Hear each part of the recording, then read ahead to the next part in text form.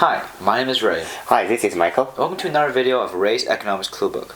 Today, we're talking about supply and demand model. However, we'll be talking about the quantity control. Yeah, okay. Now, last time we did discuss the price control. So, this one's a different thing, different government regulation that had its pros and cons, or its quantity control. Okay. So basically, as a rekindling clue, we need to know, last year we figured out, we pretty much the entire economic series we figured out, that economics is all about clue graphics.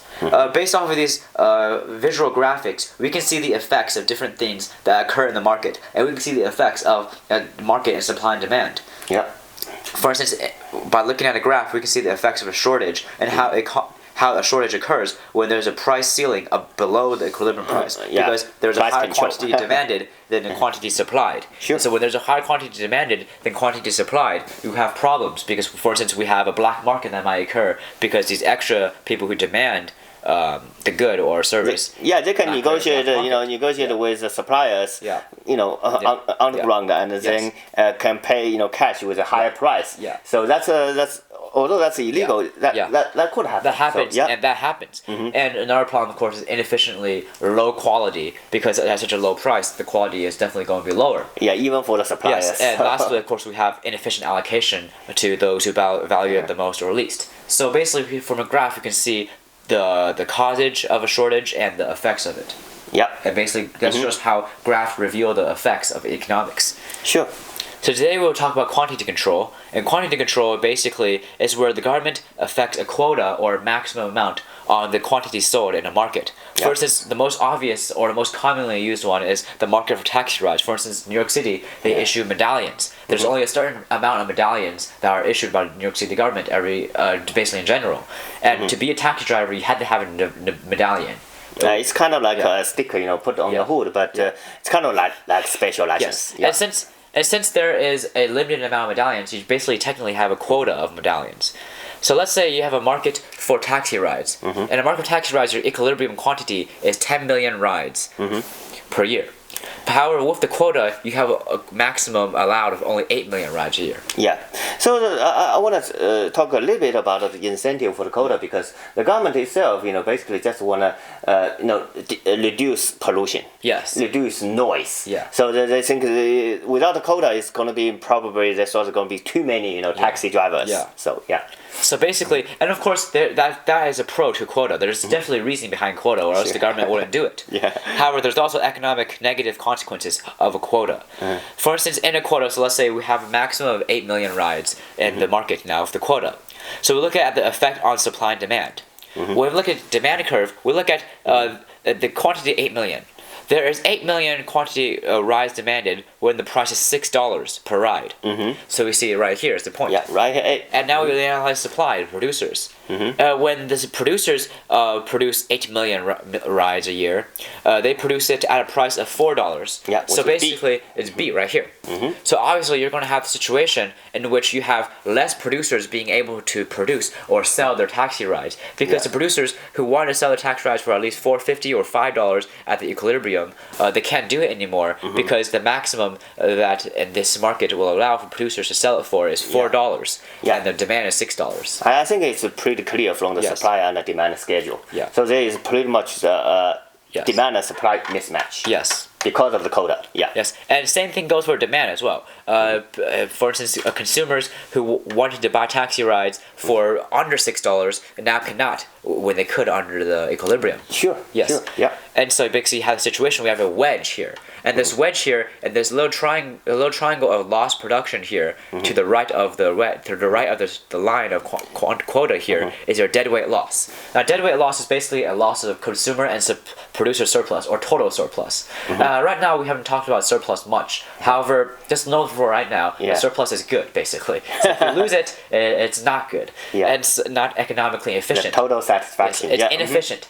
So basically, in future videos, we'll talk about it more, and you'll understand it more clearly. Yeah, sure. And so basically, you have a wedge that creates a deadweight loss, and that's one of the biggest inefficiencies of quantity. Yeah, that's the beauty of the clue graphics, because we can see visualize the deadweight loss. We can even calculate with little triangle, area. Yeah.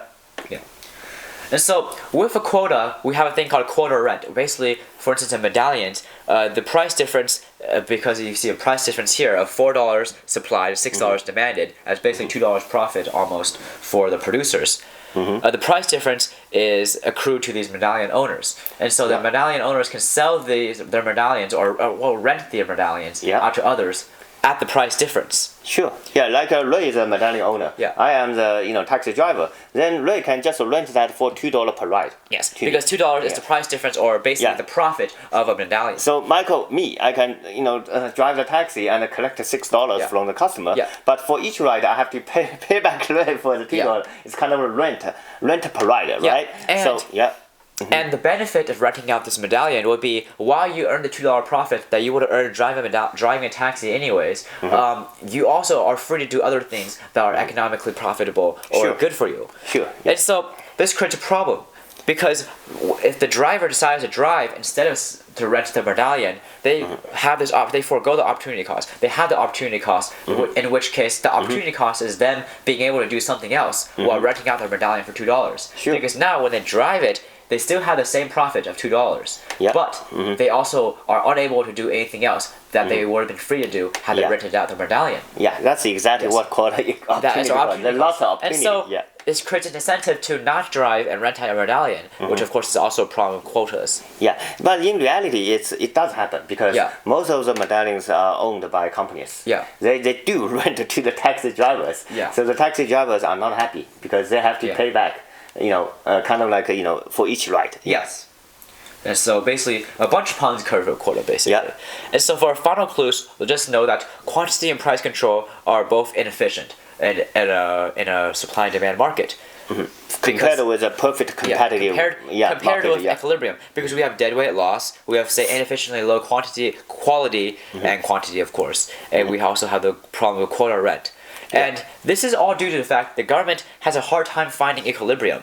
For instance, the government does not have an easy time finding what the equilibrium price is or what the equilibrium quantity is. So therefore, it often sets quotas at below equilibrium quantity or below equilibrium price. Yeah, actually, from the government, a lot of government, set up those either price ceiling or the quantity quota from the social justice, for instance. So they usually put the price ceiling too low. Yeah. And or the price quantity, too low.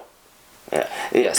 And not to mention, it's usually extremely difficult to find for both government and professional to find the equilibrium price and quantity. Yeah. Okay. Not to mention that.